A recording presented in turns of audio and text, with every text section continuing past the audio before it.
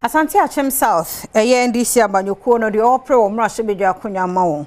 Mame safo apia na wo ahye ne manfo no eboso be adwumaden pa na fi abato no nsakraye aba Asante Akyem South NDC edim.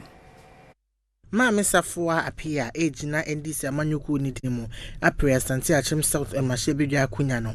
Ebra wonom asumdwe nante ewo Adom fe ewi ya no woni amane boni azekamoako ehwehwe nkomo no ene wodi tu dwase Asante Akyem anafo nipa no amabre no mabre ko Asante Boate and ama the cry for change, the need for change aba esa so mam nyame mu chidie say may your bad time amaku say Asante Akyem anafo hu hia me eti vote ne die me chidi say ombetu ni bebre ama in fact me believe say e be win ni me so ade hu me say ya erade Adom ya ba power.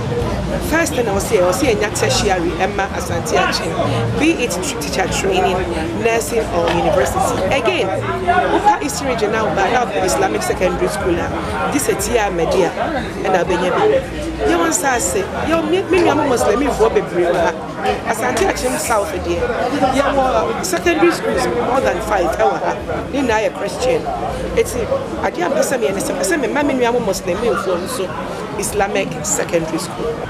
Christiana Wuni sinitwani woko peace walk ni bi ewo Asante Akyem South abato ampesua so woni amane boni nkomo twetwe mu no wono so eda tomanfo nyina ni mu se wonto aba ema Dondramani Mahama ene ma mesafo apia ewo afimpinu ene edununan abato ni the 7th December so we nkwa na wonyare nkwa na mpamu Bomodia so be sorry akoba bia to aba police station ko to aba na tim chinia bia chinia wa so number 8 mama da number 8 so timi kanya hweba bia chinia wa so bia nim chinia bia chinia wa to mama utu wia no wato number 2 ama safwa